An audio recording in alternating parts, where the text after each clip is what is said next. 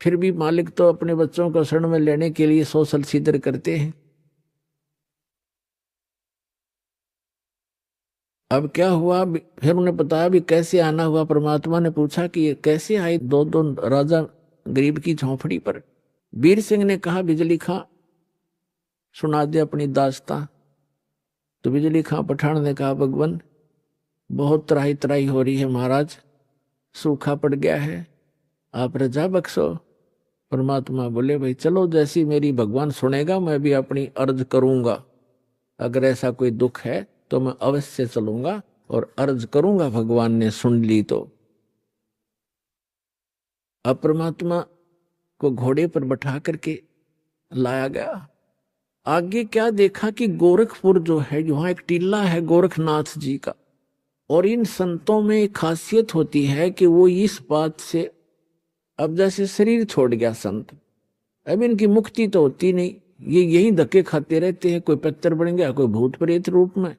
और जो पितर टाइप हो जाते हैं वो शरीर अपना अन्य जो अच्छी कुछ थोड़ी बहुत भक्ति पूर्व जन्म की या वेदों तक की साधना कर लेते हैं, वो कभी भी शरीर में प्रकट हो जाते हैं, दिखाई भी दे जाते हैं और फिर अंतर्ध्यान हो जाते हैं। तो गोरखनाथ ने सोचा, अकाल तो ये गिरना ही गिरना है। यदि कोई संत आया और यहां आकर के उसने कोई जंतर मंत्र करके कोई थोड़ा बहुत छिड़का छड़का करवा दिया तो तेरी महिमा कम हो जाएगी। अब गोरखनाथ, एक सूखी तलैया थी, छोटी सी जोड़ी खेतों में होती है, थोड़ा सा पानी आ जा, वर्षा हो जाए तो उसमें 5-4 महीने का जल उसमें भर जाता है, थोड़ा ही होता है वो क्षेत्र। छोटी तलैया उस सूखी पड़ी थी, उसके किनारे एक वृक्ष के नीचे अपना वो त्रिशूल गाड़ के बैठा, ऐसे आसन पदम लगा के। परमात्मा ने गोरखनाथ को देखा, अरे साधु महात्मा आए हैं, बिजली खां रोको, घोड़े को रोको। रोका, कबीर साहब नीचे उतरे, प्रणाम किया, प्रणाम नाथ जी। नाथ जी बोले प्रणाम। तो कबीर परमात्मा ने कहा कि बिजली खां, अरे आपके नगर में देखो कितने महापुरुष बैठे हैं, ये जो चाहे सो कर सकते, अर्ज करो इनसे। बिजली खां पठान ने कहा, महाराज जी ऐसे ऐसे बहुत बुरा हाल हो गया, त्राही त्राही मच गई है, और कुछ दया करो, जल की व्यवस्था करो, वर्षा करवाओ।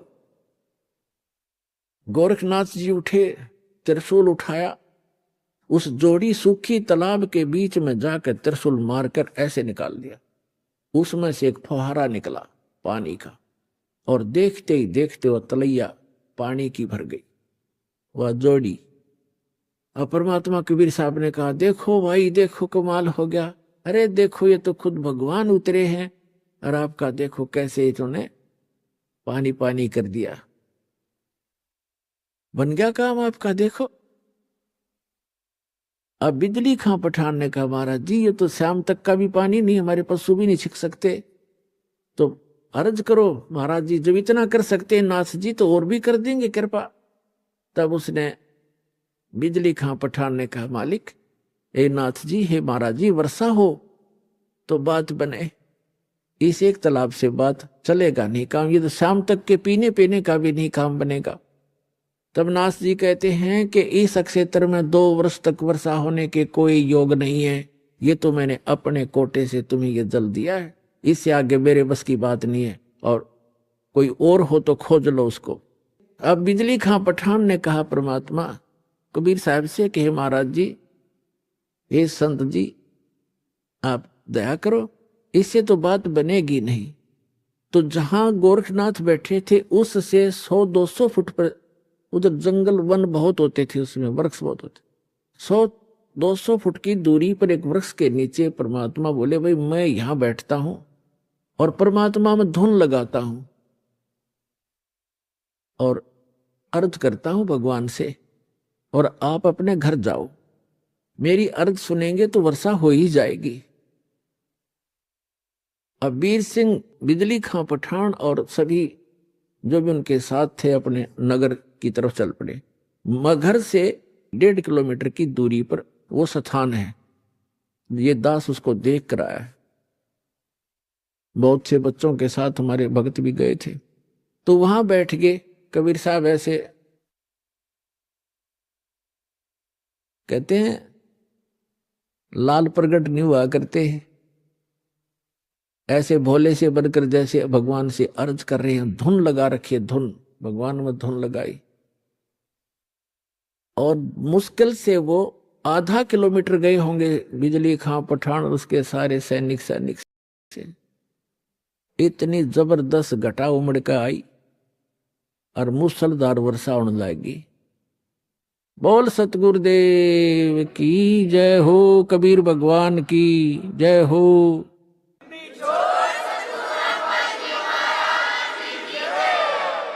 कर दिया सब एक कम एक, सारे तालाब भर दिए, ठाठम ठाठ कर दिए। अब बिजली खां पठान सारा नगर उठ के आ गया।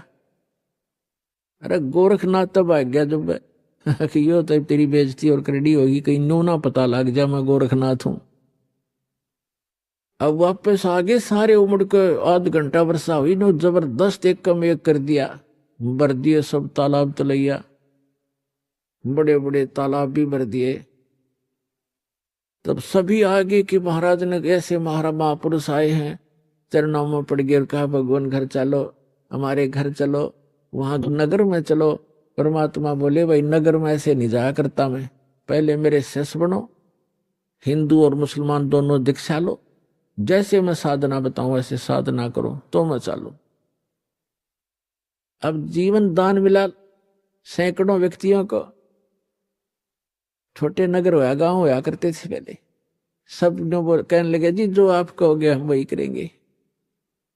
तो परमात्मा ने कहा भाई ये मांस मिट्टी खाना अच्छी बात नहीं है, और मांस नहीं खाना ठीक है, भक्ति करो, परमात्मा का नाम लो, अच्छे काम करो, मांस खाना छोड़ दो मुसलमानों।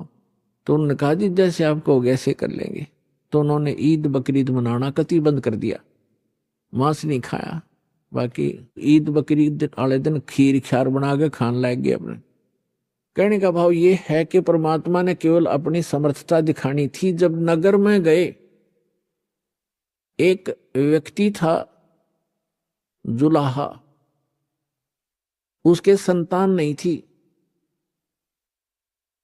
और उसने अर्ज करी भगवान से, हे परमात्मा एक संतान हो जा दास के और मेरा भी वंश चले।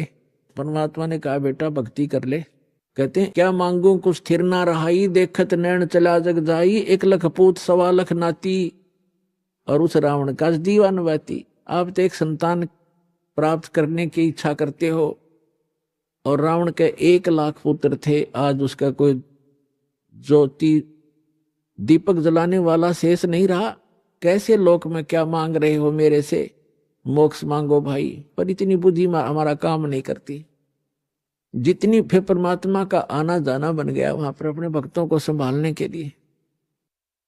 तो एक मुसलमान दुल्हा था, जिसको मुसलमान दुल्हा था, उसके संतान नहीं थी, और वो बार बार जब भी भगवान जाते थे यही अर्ज करता था। तो परमात्मा ने कहा ले भाई ठीक है, तू यही मांगता है तो 10वें महीने तेरे घर एक संतान, एक पुत्र आएगा। ऐसा ही हुआ। ये दास वहां गया था बहुत से भक्तों को साथ लेकर के। तब वहां जो मगर के अंदर, बताऊंगा आगे चल के, उसको उसी के लिए कथा बनाई जा रही है। तो वहां एक व्यक्ति मिला था जो परमात्मा की वहां यादगार के ऊपर वो बैठा था। वो कह रहा था हमारी जो पीढ़ी चल रही है वो कबीर परमात्मा के आशीर्वाद से चली है। हम कबीर साहब के आशीर्वाद से हमारे दादाजी का जन्म हुआ था, और उसको कहते हैं महुल्ला कबीर करम। मगर के अंदर एक महुल्ला कबीर करम नाम का है। कबीर करम माने कबीर जी के रहम, कबीर जी के रहम से बसा हुआ एक महुल्ला, उसको कहते हैं मोहल्ला कबीर करम। तो कह रहा था हमारा मोहल्ला कबीर करम नाम से जाना जाता है, और हम उन्हीं के आशीर्वाद से हमारा आजुवंश चला हुआ।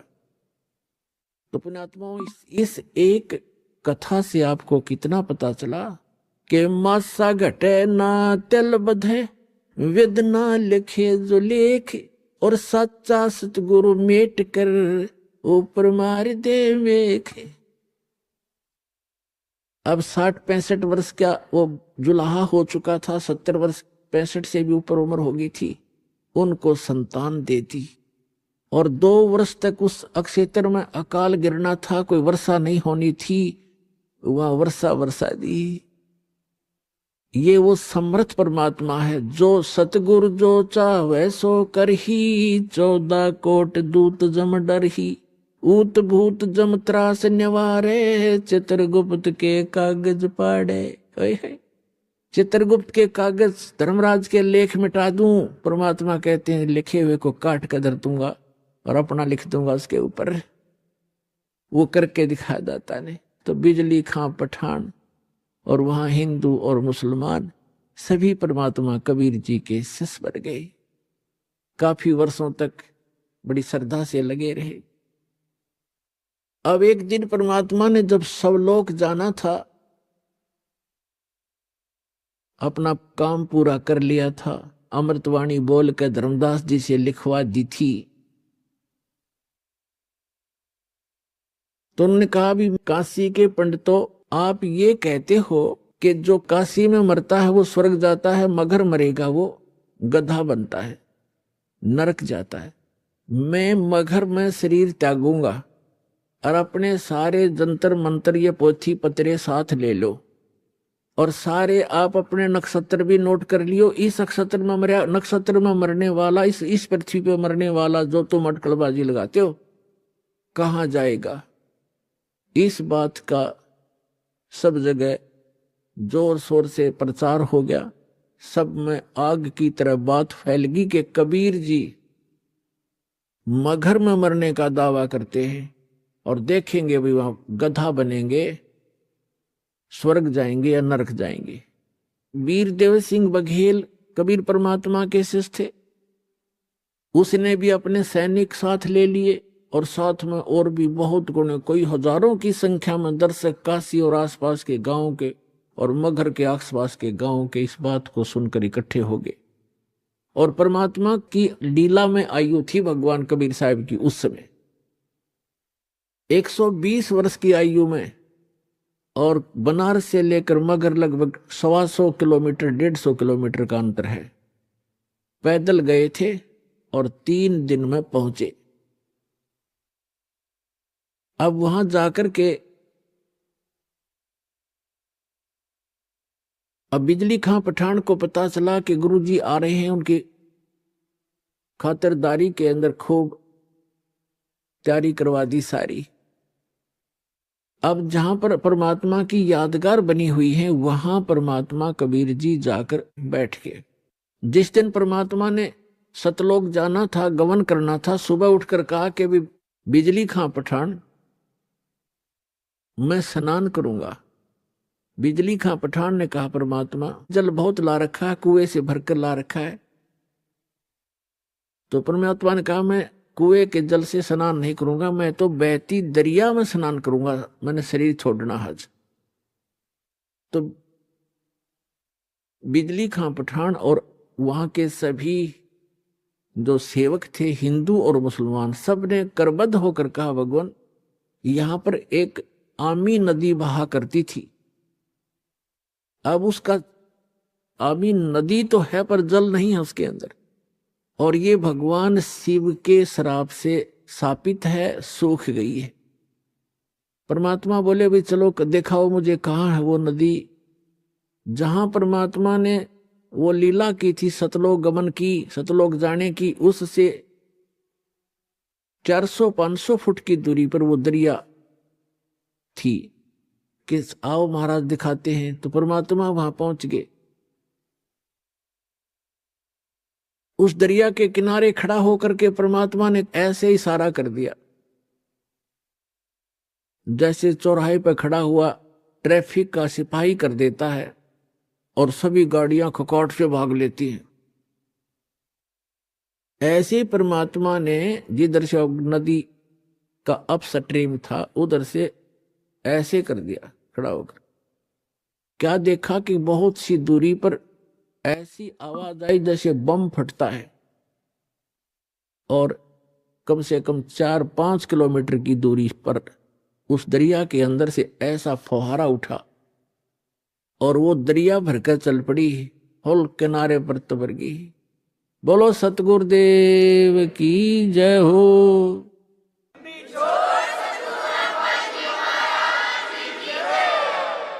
और देखते ही देखते हुआ किनारे को चाटने लगी, फुल होगी कतई। सब नावों मुलमुल गए और पीवा पानी ऐसा जैसे कदे आज तक देखा नहीं, सा मीठा पानी, क्योंकि सतलोक से भेजा भगवान ने। गंगा के पानी को भी माफ कर दे, ऐसा जल उस समय बहने लगा। सबने स्नान किया, क्योंकि वहां तो कई हजारों की संख्या में दर्शक गए हुए थे। सब मलमल करना आए। फिर परमात्मा ने कहा कि भाई मैं एक चादर नीचे बछाओ, एक चादर ऊपर ओढ़ूंगा और मैं यहां शरीर छोड़ूंगा। फिर परमात्मा ने देखा एक तरफ हिंदू खड़े हैं, एक तरफ मुसलमान खड़े हैं। एक तरफ वीरदेव सिंह बघेल खड़ा है, काशी का नरेश हिंदू राजा। एक तरफ बिजली खां पठान खड़ा है, मुसलमान नवाब, और उसके सैनिक साथ हैं, उसके भी सैनिक उनकी साइड में खड़े। और अन्य जनता भी बहुत खड़ी है, मुसलमान इधर, हिंदू साइड में। वो तो अंतर्यामी थे, फिर भी उनसे पूछना चाह रहे थे कि बिजली खां पठान, आपने ये शस्त्र किस लिए ले रखे हैं? वीरदेव सिंह बघेल, आपकी सेना और ये तुम दोनों सेनाओं ने शस्त्र किस लिए लेकर आए हुए? मुझे क्या खतरा था?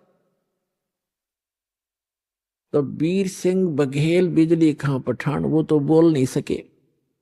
अन्य जो जनता थी हिंदू और मुसलमानों में से, कहने लगे गुरुदेव, हिंदू वाले कहने लगे आप हमारे गुरु हैं, हम आपका अंतिम संस्कार अपने हिंदू रीति से करेंगे, इन मुसलमानों के हाथ नहीं लगने देंगे।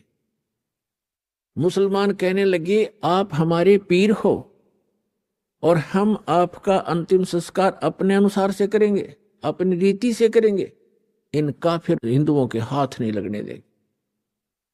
परमात्मा बोले रे भले आदमियों, 50 वर्ष तक मैंने तुम्हें क्या शिक्षा दी? हिंदू और मुसलमान तुम आज भी दो बने बैठे हो, तुम्हारी बुद्धि पर पत्थर गिर गए हैं।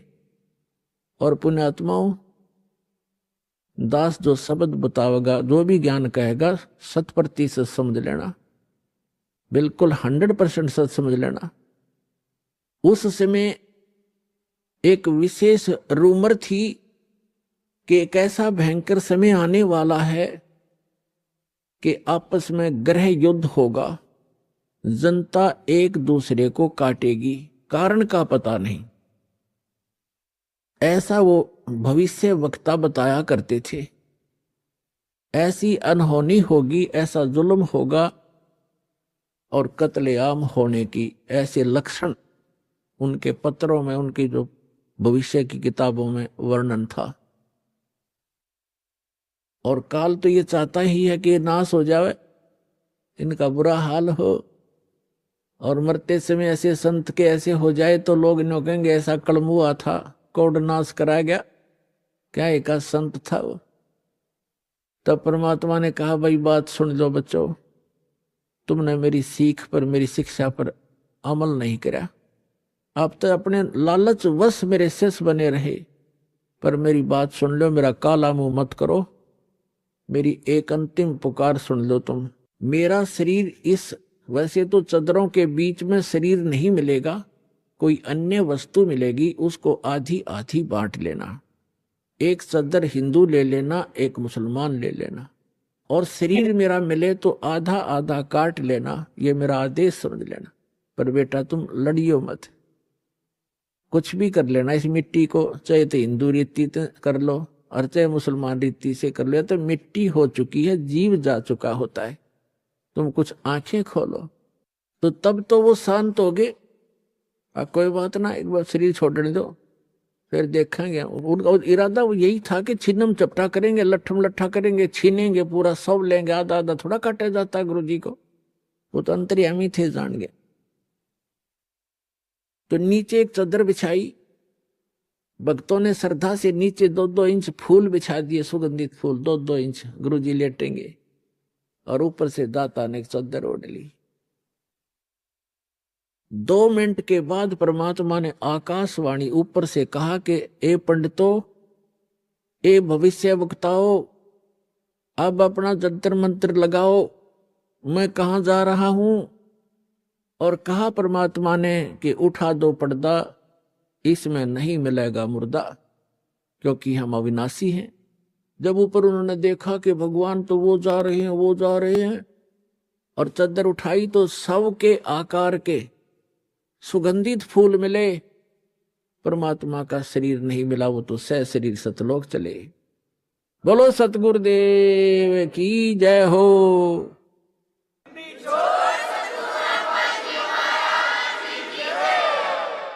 उस समय आपस में हिंदू और मुसलमान ऐसे गले से मिलकर रोने लगे जैसे अनाथ हो गए हों और एक अनमोल वस्तु खोजी हो। उनका उस दिन समझ में आई ये भगवान थे, ये एक आम इंसान और संत नहीं थे। दोनों रो रहे हैं कि हम कितने दुष्ट हैं, एक दूसरे से गले लगकर रो रहे हैं। वीर सिंह बघेल और बिजली खां पठान रो रहे हैं कि हमने अनमोल रतन खो दिया और अंत समय में हमने उनकी आत्मा को दुख दिया, हम कितने नीच हैं। पुणात्माओं, यदि परमात्मा ये रजा ना बख्शते, वहां कत्लेआम हो जाता, गृह युद्ध हो जाता हिंदू और मुसलमानों का।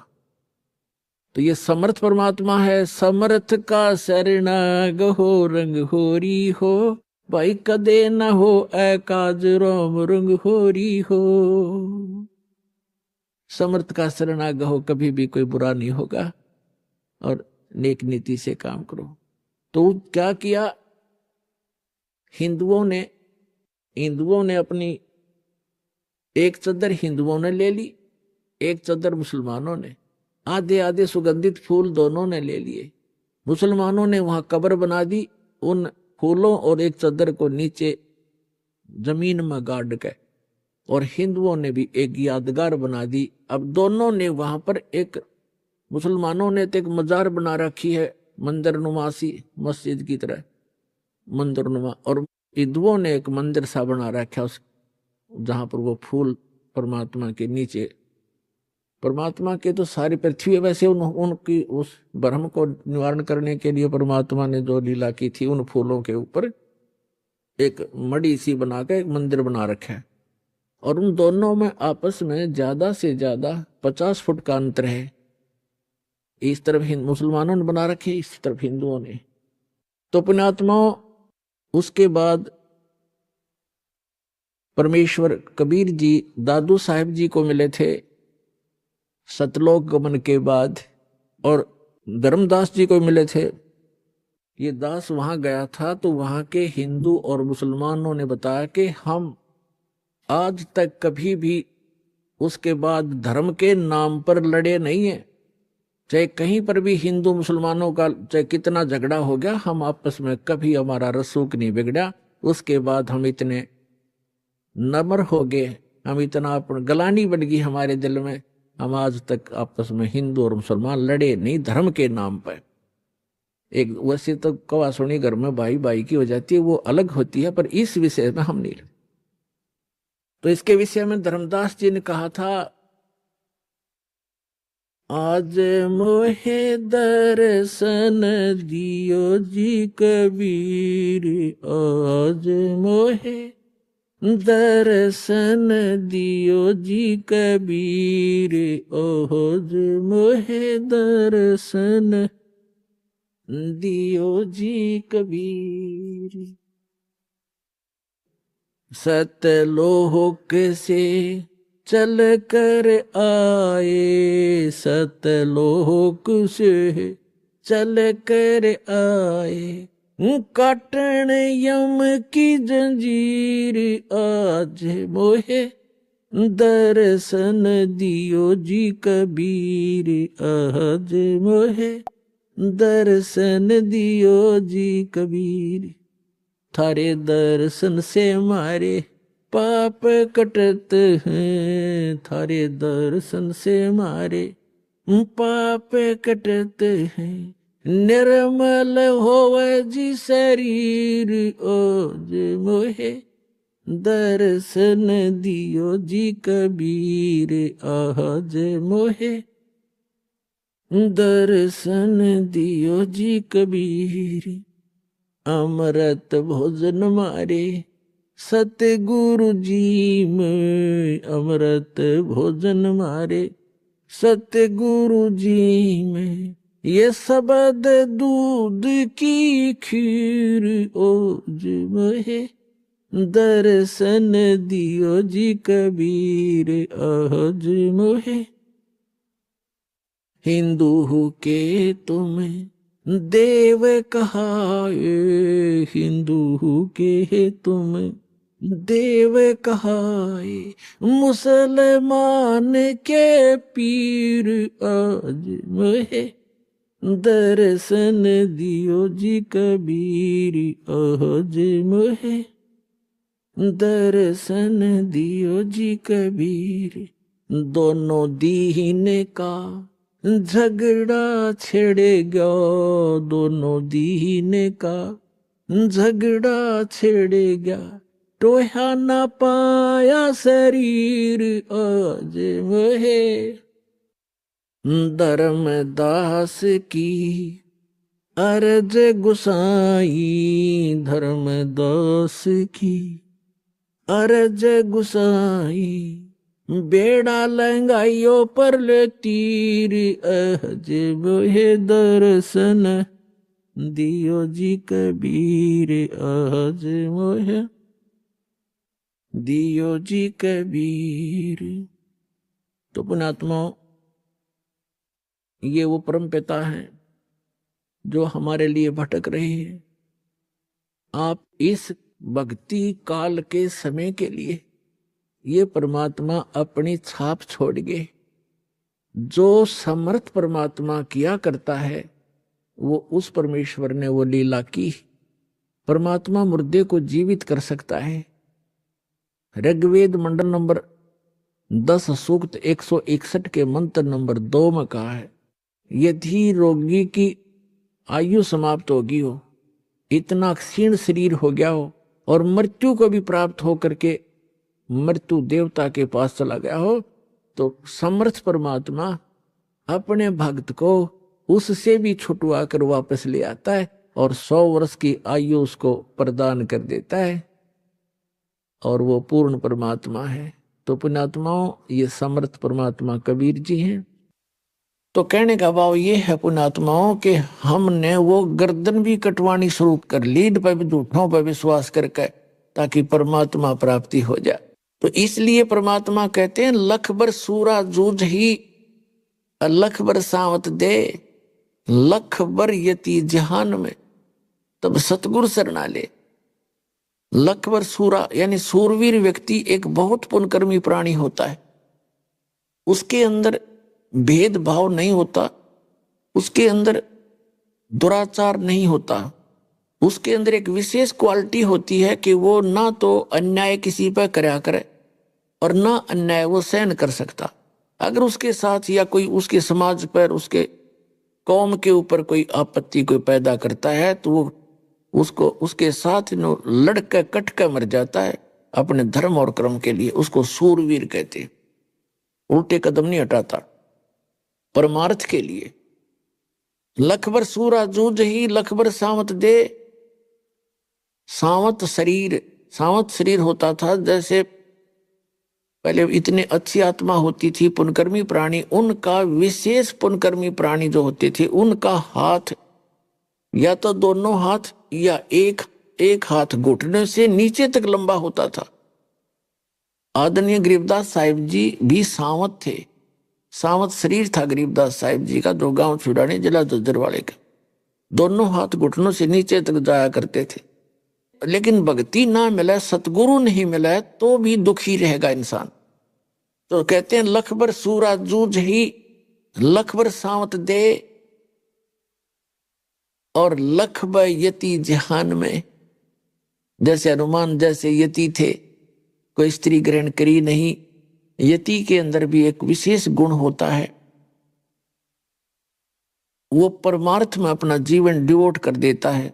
जैसे पहले हनुमान जी बाली के भाई सुग्रीव का खास वफादार था, फिर श्री राम के ऊपर आपत्ति का पता लग गया तो उनके लिए जी जानते हैं अपना कति तन मन धन से समर्पित हो गया। तो इस प्रकार कहते हैं ऐसे ऐसे यति भी रहे, परमार्थ में आपने अपना जीवन भी लगा दिया, वो तो अच्छी बात है, लेकिन मोक्ष नहीं हुआ। लेकिन आगे चलकर ऐसी ही आत्माओं को ये समय मिलता है, क्योंकि उनका स्वभाव अच्छा रहता है, स्वार्थ नहीं परमार्थ रहता है, और भक्ति की कसक उनमें युगों युगों बनी रहती है। तो उनमें से आप हैं जिनको आज या सतगुरु परमात्मा कबीर जी की शरण प्राप्त हुई है। लख बर सूरा जूझ ही लख बर सावत दे, लख बर यति जहान में तब सतगुरु शरणाले। फिर बताते हैं कि ये झूठे गुरुओं की आप पहचान नहीं कर सकते, झूठे और सच्चे की। जैसे ज्ञान के वक्ता की कोई कमी नहीं, कहते हैं वक्ता कोट अनंत है, श्रोता कोट अनंत, और दानी करोड़ अनंत है, वह बिरले साधु संत।